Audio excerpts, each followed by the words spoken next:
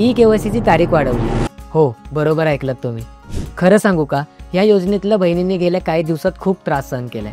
कोणाचं नेटवर्क नाही, कोणाचं सेंटर दूर, तर कोणाला पूर परिस्थितीने घरी बसू दिलं नाही, तर कोणाचं डॉक्युमेंट तयार नव्हते। म्हणजेच वेळेत ई केवायसी होणं शक्य नव्हतं आणि म्हणूनच राज्य सरकारनं सर्वांसाठी मोठी घोषणा केली आहे।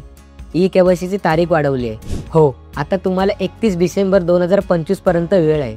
म्हणजे नो टेन्शन, ना घाई ना धावपळ, एकदम आरामात ई केवायसी करू शकता।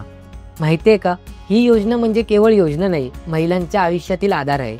तो 1000 रुपयांचा मासिक लाभ म्हणजे कधी मुलांच्या फीचा हात, कधी स्वतःच्या आरोग्याचा आधार, कधी घराला छोटासा दिलासा। आणि म्हणूनच ई केवायसी पूर्ण करणं खूप महत्त्वाचं आहे।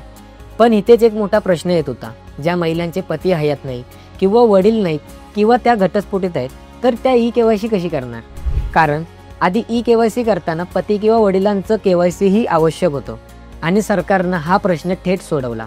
एक नवीन, स्वतंत्र, सोपी ई केवायसी प्रोसेस सुरू करण्यात आली आहे। म्हणजेच काय करायचं?